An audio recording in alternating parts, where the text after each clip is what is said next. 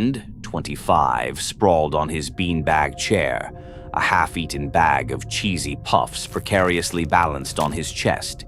His laptop glowed with a YouTube video of a cat attempting to play the piano. On his phone, his best friend Liam was mid-rant about his disastrous online date. "Dude, she showed up with a parrot on her shoulder."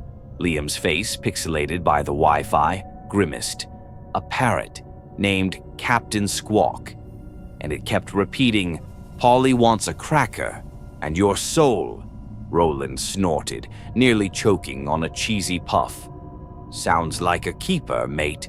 Think of the stories." He paused. "Though, Polly wants your soul is a bit niche for a first date." "I'm thinking of therapy," Liam groaned. "Anyway, what's up? Still living the hermit life, watching cat videos?" "Nah, just chilling." "Home alone," Roland replied. "Actually, I was just about to dive into something a bit more stimulating." He clicked on a thumbnail. "Alone in the dark, the entity's gaze. True story." "Oh, you're doing the horror thing again." Liam sounded bored. "Remember last time? You thought your fridge was possessed. It was making weird noises," Roland defended. "This one looks legit, though. It's about a guy, home alone, being watched by some mysterious entity. Sounds like my Tuesday night, honestly." He chuckled, settling deeper into the beanbag. The video began with grainy found footage-style shots of a dimly lit living room, eerily similar to his own. A narrator, voice a low, ominous rumble, described the unsettling feeling of being observed. Roland, munching another cheesy puff, nodded along. Classic. Always starts with the feeling watched trope. Suddenly, a distinct heavy floorboard creaked upstairs, directly above him. Roland paused, head cocked. "Hold on. Did you hear that, Liam?" Liam, still engrossed in his nail inspection, mumbled, "Hear what?" "Your stomach rumbling." "No, seriously. Sounded like upstairs. Like someone walking." Roland dismissed it with a shrug. "Probably just the house settling. Old places, you know? They have character." He glanced at the screen. The video character was now describing subtle movements in his peripheral vision. A faint scratching sound began to emanate from behind Roland's bedroom door. He frowned. "Okay, that's new. Definitely not the house settling. Maybe a mouse." He looked at Liam's tiny, pixelated face. "You think I need to set traps?" Liam finally looked up. "Dude, I don't know. Just turn the volume up on your spooky video. Maybe it's a ghost mouse. Those are the worst." The video narrator's voice grew more intense. He began to notice things. Objects slightly shifted. Doors he swore were closed, now inexplicably ajar, and the feeling of a presence right behind him. Roland felt a sudden, profound chill. The scratching behind his door intensified, a frantic, desperate scrabbling, like something trying to claw its way through the wood. He slowly turned his head, his eyes widening in dawning horror. The video on his laptop screen showed the character, wide-eyed and terrified, turning to look behind him. The narrator's voice boomed, chillingly clear, because the story he was watching was his story. Roland's breath hitched, a strangled gasp caught in his throat. His eyes darted to his laptop. The video now showed his living room, his beanbag, his half-eaten bag of cheesy puffs scattered across the floor. And then, slowly, a towering, skeletal figure with hollow black eyes emerged from the deepening shadows directly behind him on the screen. A cold, clammy hand clamped down on Roland's shoulder. The cheesy puffs scattered across the floor as Roland let out a strangled primal scream, his phone clattering from his grasp, the FaceTime call still active. Liam's pixelated face on the screen looked confused, then concerned, then utterly terrified. "Roland, what was that? What's happening?" But Roland couldn't answer. He could only feel the icy grip tightening, the silent ancient malevolence breathing down his neck. The screen of his phone, now lying face up on the floor, reflected the horror in Roland's eyes and the faint outline of something impossibly tall and dark standing right behind him, its head tilting as if in morbid curiosity. The video played on, its narrator now whispering, "It's all about you, Roland.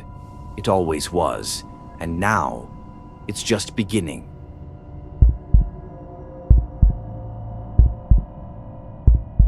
"No, no, no, you did not just say that," Melissa shrieked, clutching a throw pillow to her chest, nearly falling off the sofa in a fit of laughter. Her friends, Joanna, Amy, and Chloe, erupted in laughter alongside her. They were deep into their weekly movie night, currently paused on a particularly cheesy rom-com, surrounded by popcorn bowls, empty soda cans, and a truly impressive array of discarded chip bags. "He totally did," Chloe insisted, wiping a tear of laughter from her eye. "He said, and I quote, 'Our love is like a pizza, cheesy but always satisfying.'" Joanna groaned. "And you still went on a second date? Melissa, your taste in men is questionable, but Chloe's is a certified public health hazard." Melissa playfully swatted at her. "Hey, he's sweet, unlike some people's exes who still text them at 3 a.m. asking if they can have their hoodie back." She shot a pointed look at Amy, who just rolled her eyes good-naturedly. "It was a really good hoodie, okay? It was fleece-lined." "Speaking of exes," Amy began, her voice a little too casual as she picked up a piece of popcorn, examining it with surgical precision. "Did you hear Mark broke up with Sarah? Apparently he's been trying to get back with someone else, someone who also loves pizza." She glanced at Melissa, a faint, unreadable smile on her lips. "Oh, who cares about Mark?" Chloe waved a dismissive hand. "More importantly, is anyone getting more popcorn? This rom-com requires maximum snackage to be truly appreciated." Just as Chloe reached for the bowl, the lights flickered, then plunged the living room into absolute inky darkness. A collective gasp, then nervous giggles. "Ugh, seriously," Joanna whined, her voice filled with exaggerated frustration. "My phone's almost dead. This is so inconvenient. Now how will I know if my online date is a psychopath?" "Relax, probably just a fuse," Melissa said, fumbling for her phone's flashlight. "Anyone seen the emergency candles? They're supposed to be in the cupboard by the kitchen." As her phone screen illuminated the room, a chilling sight froze them all.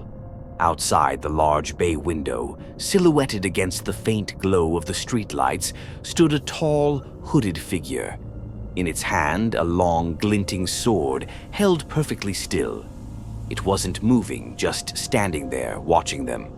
"Okay, that's not funny," Chloe whispered, her voice trembling. "Is that a Halloween prank? I swear, Amy, if this is you." "It's August, Chloe," Amy snapped, her usual calm replaced by a sharp edge. "And I don't own a sword or a hoodie that big." The hooded figure slowly raised the sword, pointing it directly at the window, directly at them. Panic erupted. "Back door! Kitchen!" Melissa yelled, scrambling over the sofa. They stumbled through the pitch-black house, guided only by the bobbing beam of Melissa's phone light. A sudden, wet thud echoed from the dining room. Melissa spun the light. Chloe was on the floor, a dark stain spreading on her shirt, her eyes wide and unseeing. The hooded figure was gone. "Chloe!" Joanna screamed, tears streaming down her face. "No! No! No! Run! Just run!" Melissa dragged Joanna towards the back door. Another shriek, gut-wrenchingly cut short, came from behind them. "Amy!" Melissa didn't dare look back. She burst out the back door, pulling Joanna with her into the cool night air. They sprinted across the lawn, the sound of heavy footsteps pounding behind them. Too close. They dove behind a thick hedge, panting, adrenaline coursing through them, hands clasped over their mouths to stifle their desperate whimpers. Moments later, police sirens wailed in the distance, growing louder. Melissa and Joanna watched as flashing lights illuminated their house. Officers swarmed the property. They saw a figure being led away in handcuffs. It wasn't the hooded man. It was Amy. She was wearing a dark, oversized hoodie, and a glint of metal was visible beneath her arm. As she was put into the police car, she turned her head, her eyes locking onto Melissa's hiding spot. A chilling, triumphant smile spread across her face. Years passed. Melissa was married, a mother of 2. She often thought of that night, the terror, the betrayal. One crisp autumn evening, as she tucked her children into bed, she glanced out the window. Across the street, partially obscured by the shadows of a large oak tree, stood a tall, hooded figure. It wasn't moving, just standing there, watching her house. The same chilling, unreadable smile seemed to stretch across its face, even in the darkness. The hoodie she was looking at was a fleece-lined one.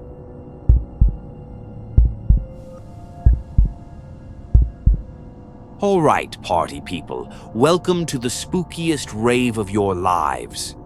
Dario, 22, announced, his arms spread wide, a half-empty bottle of something questionable clutched in one hand. He was dressed as a sexy zombie lumberjack, which mostly involved a plaid shirt, fake blood, and a lot of exposed chest. His friends, Maya, a witch with a suspiciously short skirt, Leo, a surprisingly convincing vampire, and the perpetually sarcastic twins, Ben and Sarah, dressed as tired college students, cheered weakly. They were in the middle of the old Blackwood Cemetery, a place local legends claimed was haunted by restless spirits. Dario had insisted it was the perfect vibe.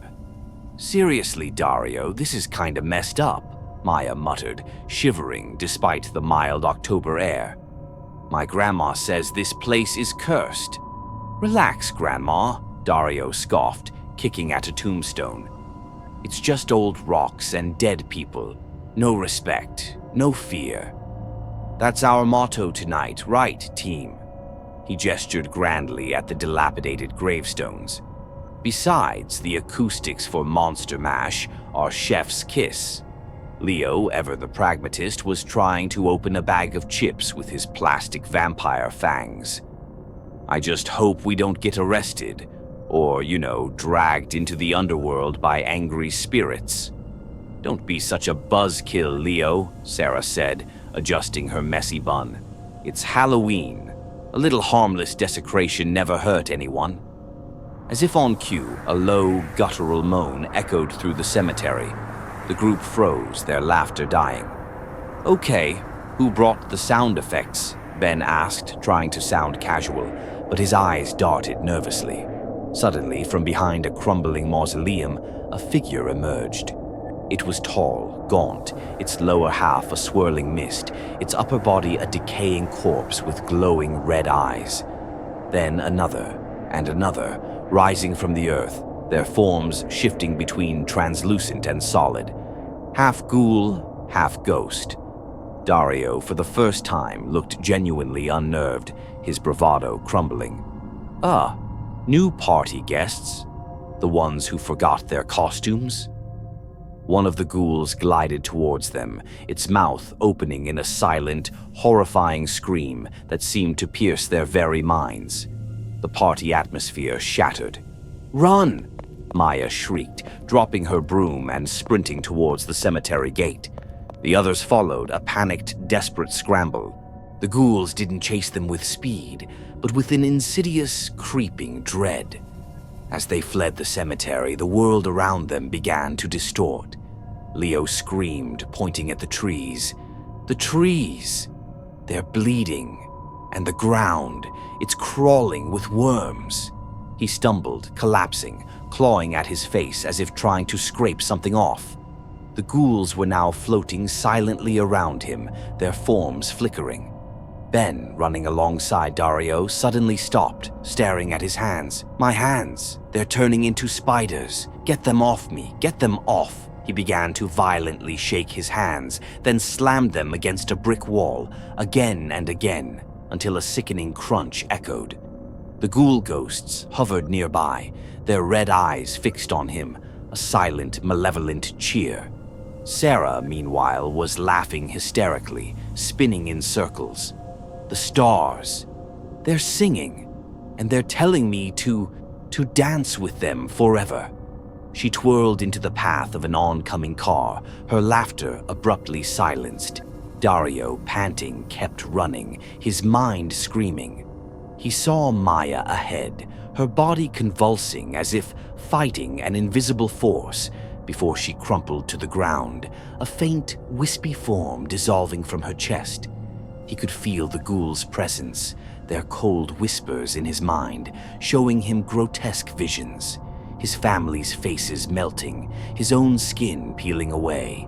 He ran until his legs gave out, collapsing on a suburban street, screaming incoherently at the empty air. Years later, Dario sits in a padded room in an insane asylum, staring at a blank wall. The doctors say it's severe psychosis, a breakdown from the trauma, but Dario knows. He sees them. The ghoul ghosts, translucent and silent, float in the corners of his room, their hollow eyes fixed on him, their silent screams echoing only in his mind. He screams back, begging them to leave, but they never do. No respect, no fear, and now, no escape. Please like and subscribe.